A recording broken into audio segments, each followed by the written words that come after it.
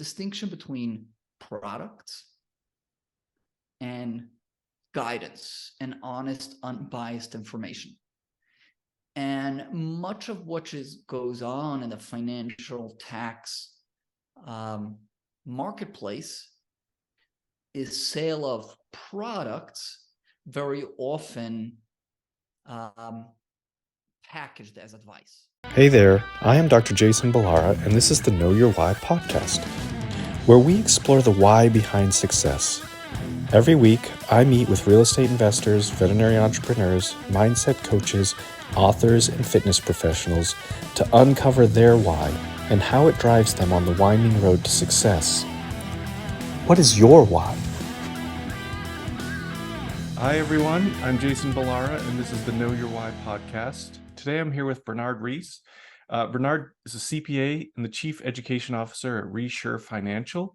Is curating to help real estate investors understand real estate title and tax tools. So, Bernard, I'm going to stop there. There's a ton of stuff here. I know we're going to get into a lot of it. But first, I just want to say thank you. Thank you for coming on the show today, taking the time out this morning. I really appreciate it. Jason, thank you so much for having me. I got to say the pleasure is all mine, and an honor to be here. And this is what I love doing. I love sharing knowledge, and hopefully listeners will benefit from what we're going to discuss today. Yeah, I would have to imagine that they will, myself included. I'm excited here. Why don't you just start by giving us your background, tell us a bit about yourself and kind of what brought you to today, and then we'll dive into some topics.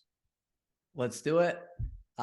Fundamentally, what it really comes from is realizing at some point, having that epiphany that really the vast majority of Americans were not being very well served by the financial system. In the sense that there were, I'd say, two primary deficiencies that I noticed. In my role as a CPA and working with an array of individuals from the ultra high net worth to your Main Street American, right? One is that there's a whole world of financial tools, products, approaches, and concepts that were kind of off the table, kind of out of sight, out of view, and people weren't getting exposure to them. It's, hey, you walk into your financial advisor and you think you're being kind of told, somebody that kind of knows the entire system, knows everything that the American economy has to offer, and they're telling you, hey, I've already been through all this, and you should do A, B, and C.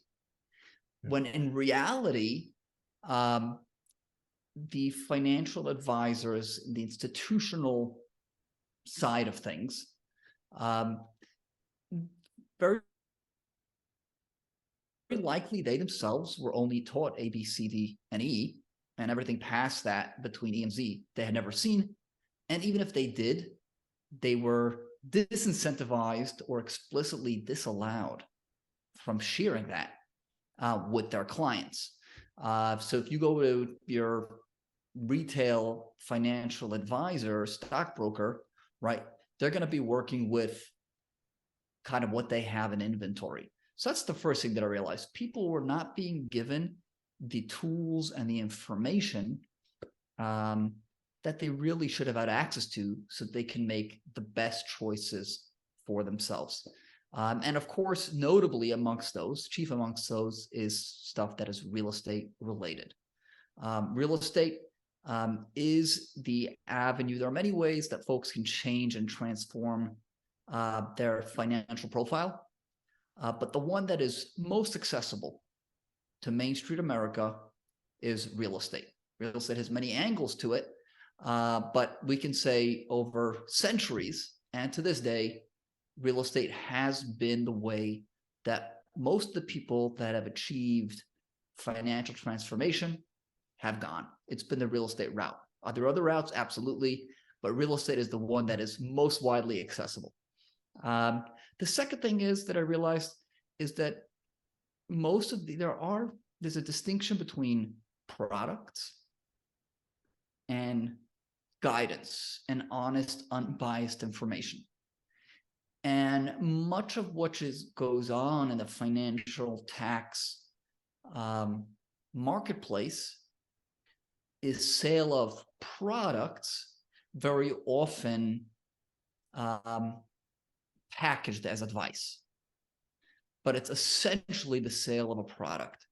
And that is kind of what, when I realized that, that kind of gave me my why and the motion and the vision and the desire to try to bring the broader array of tools to American at large, to, wherever you are, be able to get access to this stuff along with empowering information to kind of break out, there's a product, but hey, you got to know, is it really for you?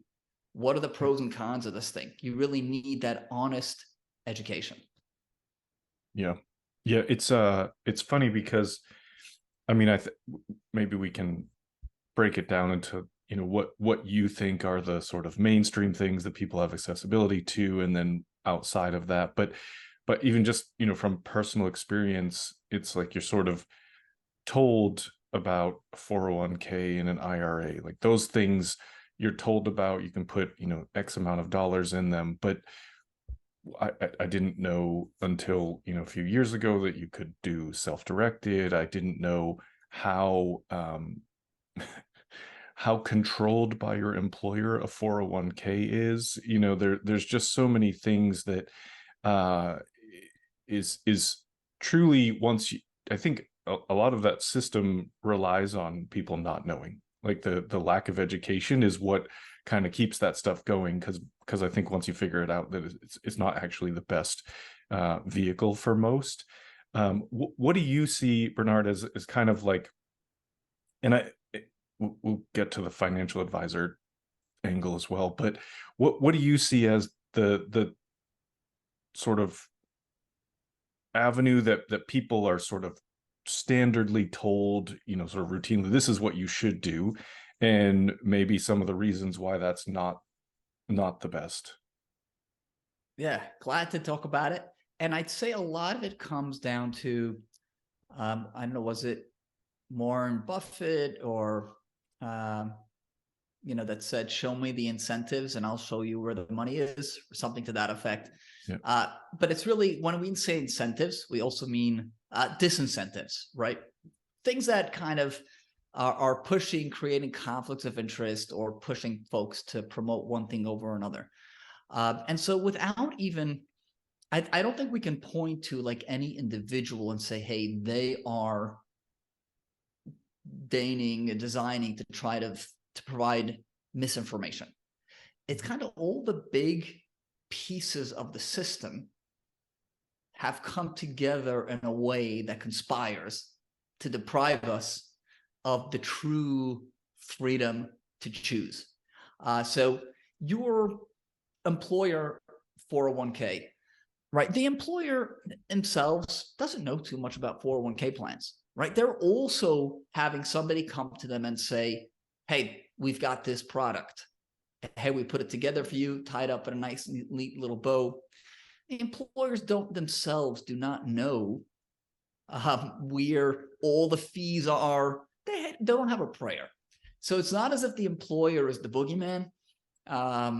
It's a complex system that serves to obscure and keep people from really getting free.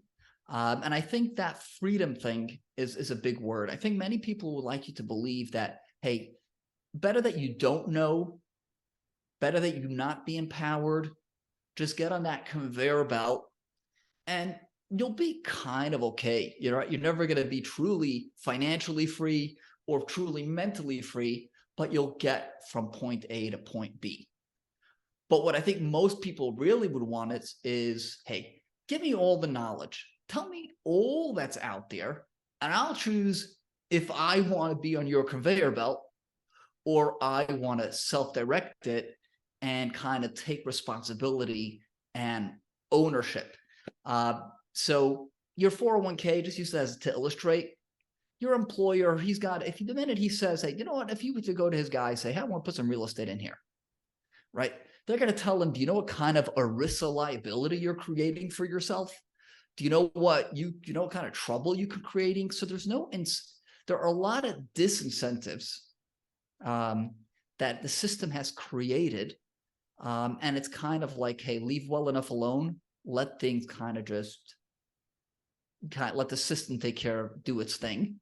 But I think as individuals, we owe it to ourselves to take a step back and seek out the full array of knowledge that's out there. And after all that, you may say, hey, you know what? I just want to be on the system, right? I just want to put my blinders on, go to sleep, and get on that conveyor belt. And I think many folks will say, hey, no way, I want to own this. But even the folks that say, hey, I want to stay with the system would prefer that they given the option and they see, hey, these are the two routes, right? I want to be free to choose that. And I think that's where the system has failed by kind of skipping over and omitting, A, B, C, D, and E really of your financial journey and kind of handing you the product without giving you the choice and the ability to decide if that's the route you want to take. Yeah. It's just definitely a lack of choice or just optionality, just knowing that there are other ways that you can go. And it does, like, the more I learn about, alternative investments, which I actually hate that term because I'm like, what's alternative about real estate? Real estate is everywhere. It just doesn't make any sense. But the funny thing is, like one of the big, you'll see it, like people put it in their social media posts, and like pros and cons of stocks versus real estate. And like one of the cons for real estate is always illiquidity. I'm like, but everybody will blindly put money into their 401k that they can't touch until they're 65 or say, what, it's just like, some of this stuff is just, it doesn't make sense. When you actually start to learn about it, it just doesn't make sense. Like logically, there's no real reason why it should be that way. Like it's kind of a weird thing. But when you're advising people and sort of helping them make these decisions, what approaches do you take? I know you sort of talked about sort of the downsides of some financial advisors, and I think that's another thing that I find sort of illogical is it's just people don't even know that their financial advisor is incentivized to sell them certain products. And so you talk to them about a different type of investment, and then they say, I'm gonna go talk to my financial advisor. That person doesn't know anything about it. They don't know anything, not their fault, they just don't know anything about it. And so it's kind of, again, like a blind trust in sort of these certain things that are in place that don't actually serve you well. So what do you, is that kind of what you're doing, what your company's doing, is sort of helping people find those alternative routes? So our focus is it's on the tax side, and I'll explain why. Obviously, we have educational resources about just about everything, but there's a heavy focus on, I'd say, the financial and tax products related to real estate. But what we view, and why is that? And of course, our role is we've used to provide unbiased, number one, provide unbiased, honest information. And number two, empower folks with the tools should they choose to act upon that. So let's talk about self-directed retirement accounts for a moment and why they're so important. The reality is that the majority of Americans have their investable assets disproportionately held inside of IRAs and 401ks. That's kind of the fact. So there are $30 trillion or so inside of these accounts. So for folks that are beginning their journey and taking their first steps towards ownership, the retirement account is probably going to be their ticket in, right? If you want to get into real estate, one way or another, whether you're doing your own deals or you're going into syndication, right? There's a need for funds. Without funds, right? Even if you go out, if you're going to take, somebody out there you see in social media says you can do real estate with no money, and obviously take some of that with a grain of salt, right? What it really means is that you can use other people's money, right? Yeah. There is money. There's no someone's way to do real money estate. is involved. Yeah. Yeah. And of course, another thing I'd say that I've learned over time is you can kind of, is there like that kind of golden ticket out there somehow control $1 billion deal without $1 of your own money? Does it happen? Yeah, it's kind of trying to win the lottery, but it's not a financial plan, right? To play the lottery every day. So you're much better served by saying, hey, I've got some money in my retirement account. I'm going to use that so I can actually just get in the game, right? Now, you may just dive in head first, say I'm buying my own property. Great learning experience, buy a duplex. Obviously don't do it blindly, but, even if you break even on that, it will be worth hundreds of thousands of dollars in terms of learning experience that you can, but you can go into a syndication and you can stay with syndications, that so many people do, because they're like, hey, it's passive, easy. Some people use syndications as a bridge, but you got to start somewhere. And the retirement account is usually that ticket, that starting point. So that's one of the things we offer is kind of the ability. We set up retirement accounts, IRAs, 401ks, and HSAs, other qualified retirement plans. If it's out there, we can assist with it so that you can take money that's in the retirement account system that you may have in an IRA and 401k, put it into a new account that you control, and you can put it into real estate. Together with that, obviously, there's nuance to doing this. And so we provide education so folks know what to do, what not to do. Practically, what would I say is that these accounts are not one size fits all. So we have kind of, I'd say, two primary accounts that we use that we know between those two, we're going to cover 90% of the population. We've made those super cost effective. It's the most cost effective way to get a self-directed retirement account. And we know that works for 90% of the folks. But if, hey, we're speaking to you and we say, hey, you're not part of that 90%. For some reason, you have more complex stuff going on, we'll point that out to you when we have the resources to get something customized based on an investor's needs. But it is important to understand there is no one size fits all. And in the consulting that I do independently, right, I do oftentimes have to meet folks that have an account set up, and for a nominal upfront fee, they could have avoided, a lot of heartache down the line. So these are tax vehicles, anything tax related. Make sure you're working with folks that have the expertise and the desire to give you objective information. Yeah, it makes sense. Question regarding, sort of back to the 401k, because I actually had this conversation with an investor. She wanted to invest through her 401k, and she is not allowed to access it and move any of that from her employer's 401k program to a self-directed account. Is that true? Is that like a real thing, or are they just telling her? And I was like, that sounds like it shouldn't be legal, but apparently maybe it is. Yeah, so there's a lot to take apart here. So I'll give you kind of the short answer.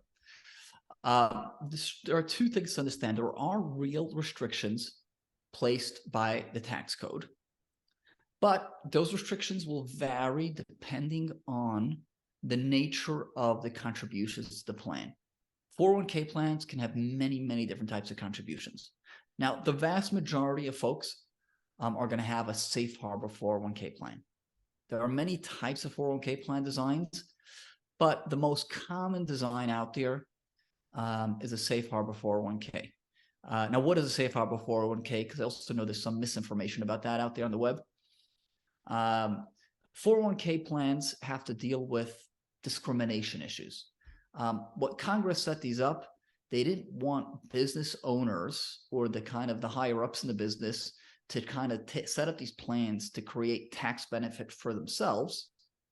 They wanted to make sure that the benefits of these plans accrue to all employees of the business. Mm-hmm. Therefore, 401k plans are subject to all sorts of what we call annual non-discrimination testing. So there's ACP testing, ADP testing, top-heavy testing, right? A lot of different things that have tests that go on to kind of see, hey, how much money did each group of employees contribute to the plan? How much money does everybody have in the plan? And if it's disproportionately tilted to what are called the highly compensated employees, then the plan has expensive corrective work to do. So Congress said, you know what, we'll give you something called a safe harbor plan design. And what that is, hey, if you say commit that the business will give X amount of matching contributions for each employee, then we're going to give you a kind of a free pass on some of this non-discrimination testing. So that has made, and that's called a safe harbor plan. So safe harbor plans are the most popular plans. Now, in a safe harbor plan, typically safe harbor contributions cannot be removed until the employee either leaves that job or they reach age 59. That is, in fact, the law.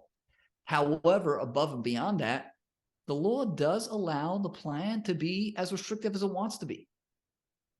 Right? So there is still room. Essentially, what the IRS says, we're going to give you a minimum threshold of restrictiveness, but you can be as restrictive as you'd like, right? You can't go below that, but you can be more restrictive.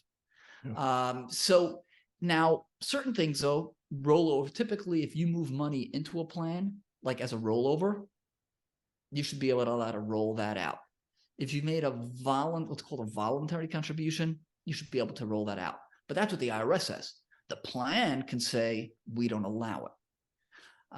So the reality is when we get folks like that, we say, unless we're going to do a complete analysis of your 401k plan and all the contributions, right? We got to know the entire plan.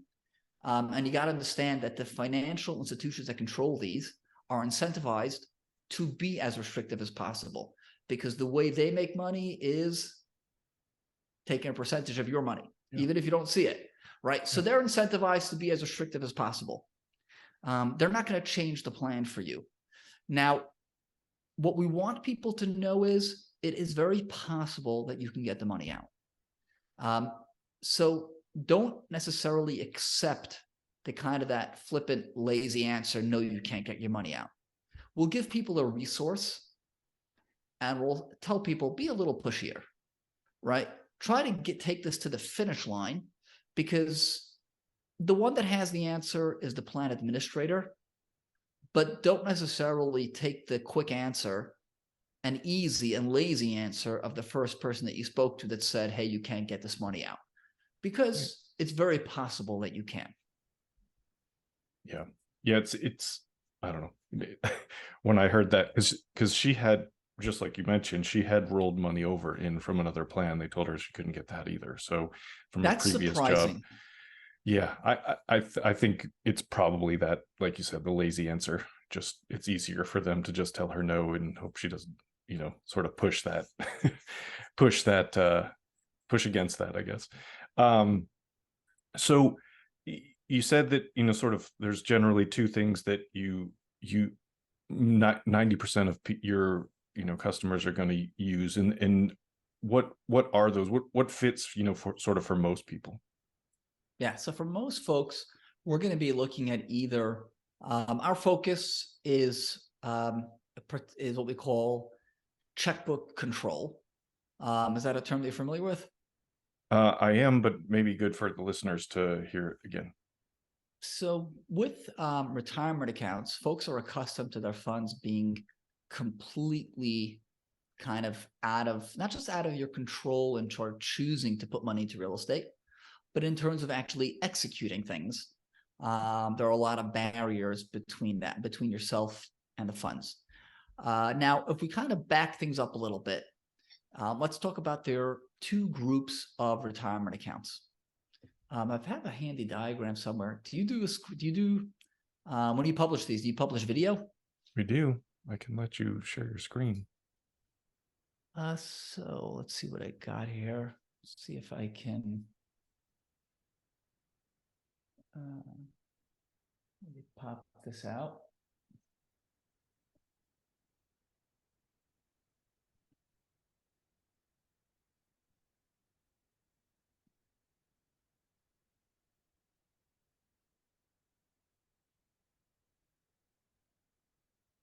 Just a minute. I'll just find the right one.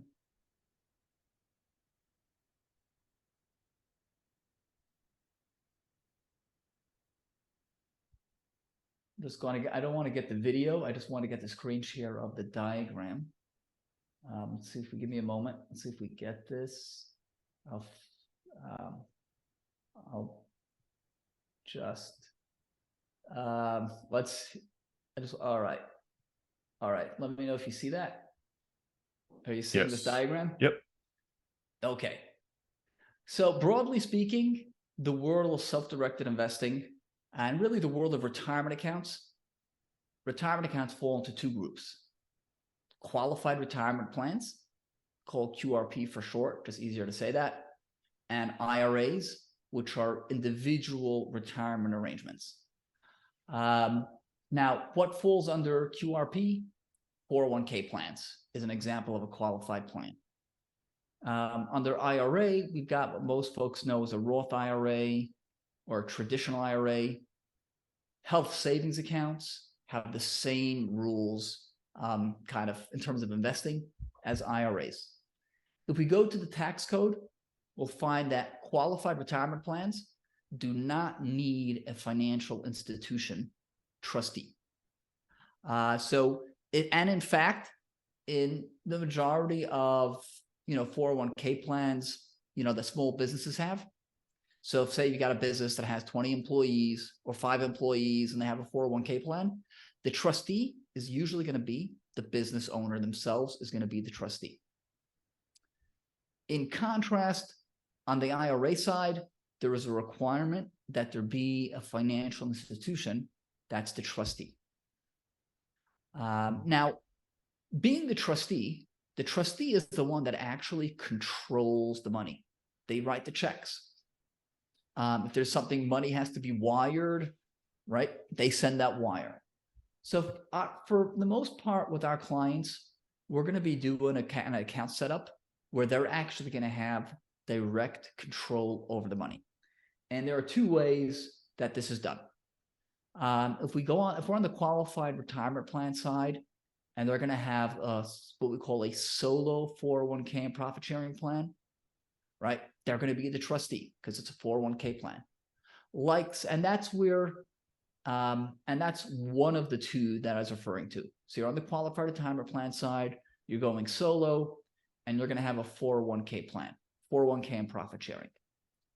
On the other side, we'll go to the IRA, and most folks will have, an IRA, either traditional or Roth, and we're going to be setting up an LLC for them. I know this diagram has a lot going on here. And so what we do is we set up an LLC inside of the IRA, and that LLC is controlled by the investor. That gives the investor direct control over a bank account. So if they're putting money into syndication, there's no need to get a custodian to sign off on it, to do all sorts of custodian paperwork.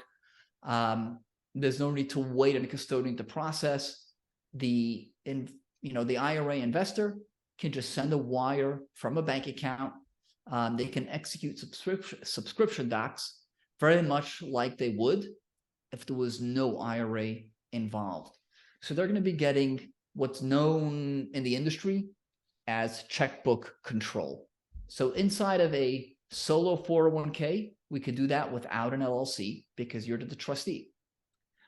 Inside of an IRA, we're typically going to be setting up an LLC controlled by the investor. That LLC sits inside of the IRA, So it's an extension of the IRA, and the investor gets to control that and invest. It is definitely the most efficient and economical way to use a self-directed IRA for investing. So those are the two.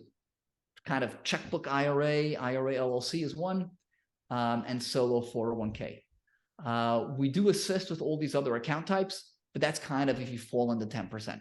But for 90% of folks, solo 401k or IRA LLC is going to be the way to go. With the IRA LLC, and this is just some of my understanding, is that because you mentioned the IRA has a financial institution custodian. So are you saying if someone has a IRA through Schwab, TD America, whatever, they can go in and have an LLC within that, and then they take control of that, or they have to pull it out of that one and move it into a different IRA? Yeah, that has to go out of there, unfortunately. The way to think about it conceptually is that it's still a private asset. So what this LLC is essentially is a private equity investment. And so just like you couldn't go to Schwab and say, hey, I've got because in a self-directed IRA, you can, hey, your neighbor starting a business, you want to invest in it, you could do that. Yeah. Right? But there's no way Schwab can facilitate that because it's not publicly traded. And that's kind of what we're mimicking here. We're creating a private equity investment. Incidentally, you control that private equity company, and then you're going to choose how to invest it. And that analogy kind of breaks to bring it home. It's just like when your IRA owns a share of Amazon, right? Amazon has its own managers, right? I don't know if Jeff Bezos is still whatever his role is, but Jeff Bezos does what he wants at Amazon. He doesn't go ask the IRA custodian. He doesn't go to Schwab and say, hey, there are about 1 million Americans that own a small slice of Amazon. I need to get their input on what to do. That's kind of what we're doing here. We're creating a little company. You control it. You don't have to go to the IRA, to your self-directed IRA custodian and say, hey, I want to put my money into large capital deal. What do you say? Right? You're the manager of that company. You do whatever is in the best interest of that company. Okay. That makes sense. And it's, I guess these are all things that, people, you need someone, right? It's checkbook control, but you still need someone who is kind of the custodian. No matter, it's not, you can't kind of do this on your own entirely. So I think that's an important thing just for people to mention, that you can't decide that I'm going to on the side open my own IRA LLC and go do whatever I want with it. So important to just make sure that people are, all the disclaimers, checking with your CPA, making sure this is okay, or checking with Bernard and his company and making sure that it's something that works for you. I think that's a really important piece for people to understand. And I think, I mean, I know when you pulled it up, I saw many webinars there with a lot of different topics that I think could be of value to people. So I think one thing that's always been so, I guess, front of mind for me in the real estate space and kind of it's just education, right? It's just getting this knowledge out there. That's why I have the podcast. That's why I love talking to people like you, just because it allows us to look at things differently. I don't even think it should be differently, but it is differently than what people are taught, or they're just not taught anything. And so it's just kind of getting this information out there of what's available and how people can actually have some control of their financial well-being. And as you said earlier, if you have all that information, you decide, you know what, I don't want to deal with it, I'm just going to go along with, my employer 401k, I'm going to do things that way. That's fine. It's fine. It's more just about, kind of understanding what's available to you and making your choices from a position of education and knowledge. Exactly. I mean, couldn't have said it better. That's really it. That freedom is not about, I would say there are some folks, you don't want to chase somebody else's dreams, or be somebody else's, you know, somebody else's dream. You want to be living your own dream life, which may be going out on your own and, pursuing things. And it may be, hey, I'm going to take a step back, take it easy. The reality is, right, and just to be frank with folks, right, there is, when you get out into this space, it creates a lot of opportunity that does not exist inside of, so to speak, the closed box system. Mhm. But there is also additional responsibility and risk. To a great extent, those go hand in hand. Most of the time, everybody lives happily ever after.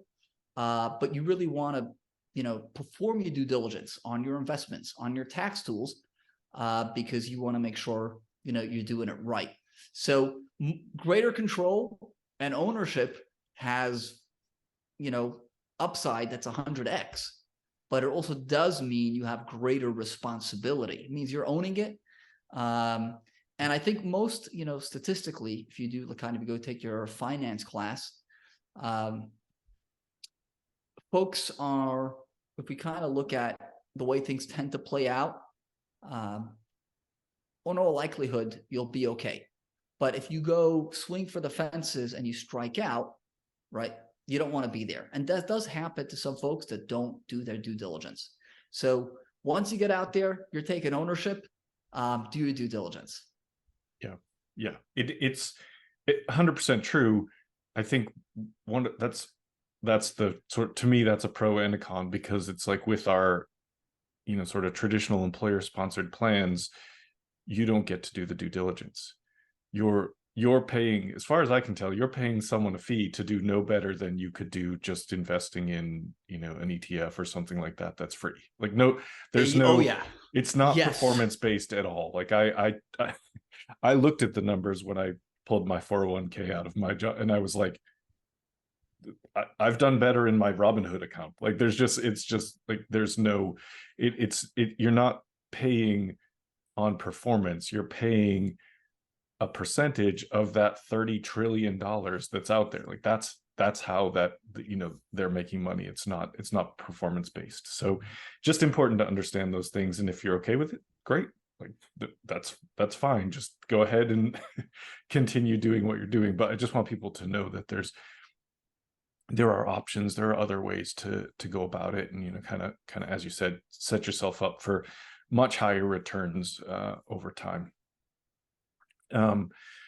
Bernard, I want to switch gears here and ask you the questions that I ask every guest. And like I said, there's probably about a million things that we could talk for hours and hours. But the first question is always, what is your why? You did touch on it a little bit earlier. You mentioned that. I wanted to give you the chance to expand and see, kind of what is your sort of mission? What drives you towards success?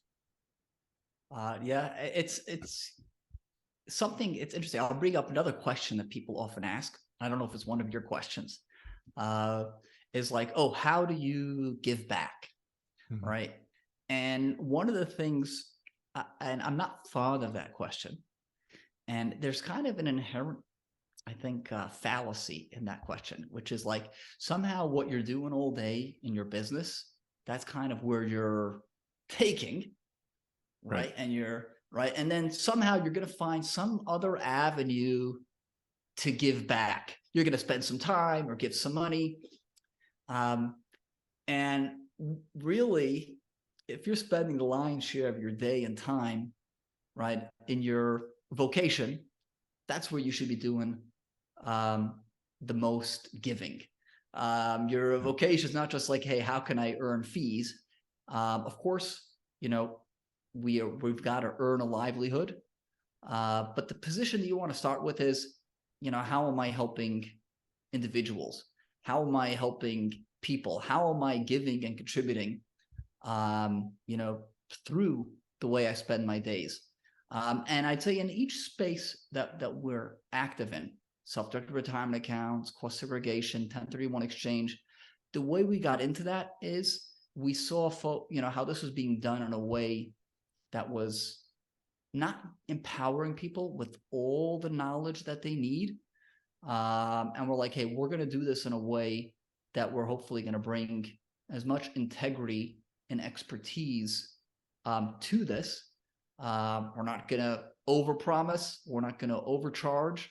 Hopefully, in everything that we do, we're giving and contributing, to moving folks forward financially and economically.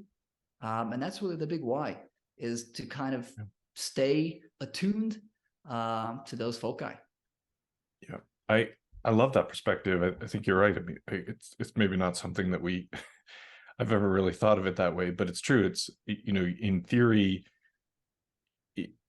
as a professional, presumably you are helping people, you are giving back. I mean, you're getting paid for it. So you're right. The question about what do you do to give back implies that you have to do something that you get nothing for, right? That there's some, so it's an interesting perspective there. I love that. I think it's an important thing to think about.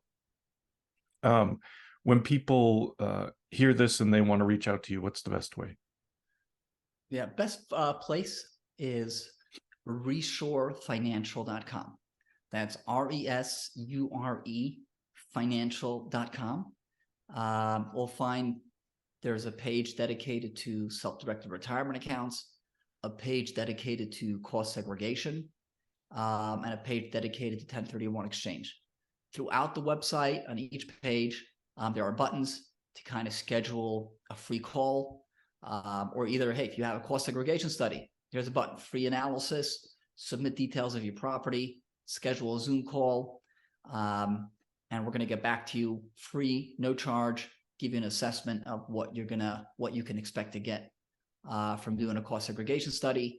1031 exchange, again, there's a button, you schedule a Zoom, you submit some basic details about your transaction, and we discuss with you how that might look. And then there's kind of like a general button on the top that says, hey, schedule a free consult. You're not sure which way to go, just schedule a call with us. And that's all at resurefinancial.com. We've also got an education space. That's where that videos and webinars were, full of resources. Just about any real estate tax topic, it's searchable. It's categorized. You've got 1031 exchange section, self-directed retirement account section, a cost segregation section. Then we've kind of got a catch-all section, which deals with almost any topic, real estate professional, life insurance, asset protection, whatever it is, kind of it's in there, but it's all searchable, and that's at members.resurefinancial.com. We'll put that stuff in the show notes too, so we have it for people to find you easily. I skipped a question, actually. Tell us something about yourself that isn't common knowledge, special skill, a hobby, something to let people know you a little bit better outside of making people money. Let's see. So I got to pick one of the things that people don't know that I'm ready to share over here. I got to spill the beans. Yeah. Okay. I have enjoying children's books.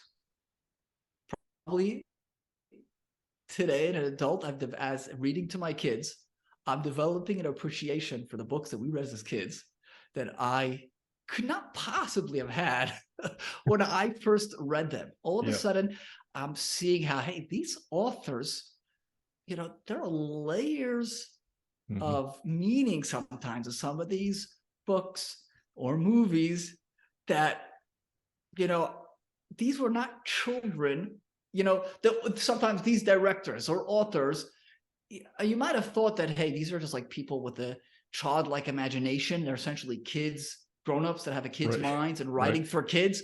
Yeah. And you're like, no, these guys have been managed to insert several layers of meaning. The kids may not pick up on it, or maybe only kind of by virtue of osmosis or subconsciously. But when you're older, all of a sudden you see those patterns more clearly.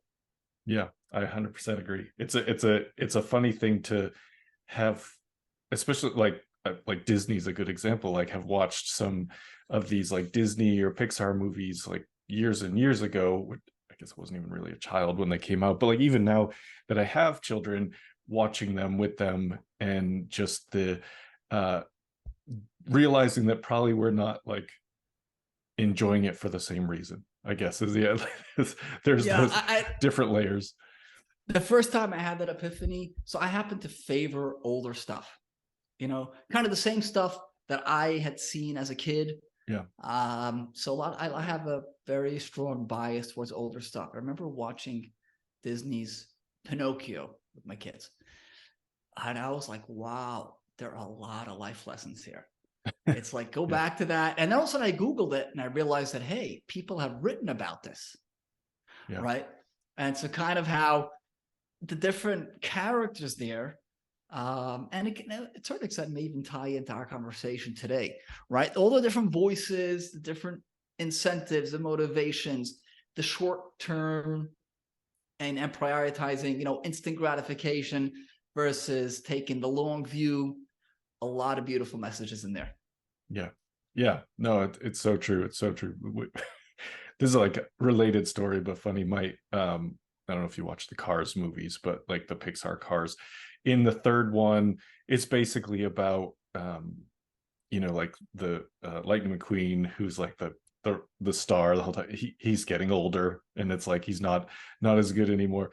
Man, I can't tell you how funny my wife thought that was, just like relating it to like me and my friend, and like as we like aging athletes and stuff, and I'm like, hey, that's a sensitive subject. But yeah, it's just funny how, like, I'm sure my son doesn't care, like he doesn't really understand that at this point, but he just, like, my wife was like, this is hysterical. Like, yeah, I get it. But yeah, it's true. It's the stuff that's in there it's it's obviously it's written by adults to entertain kids, but also the parents that are watching.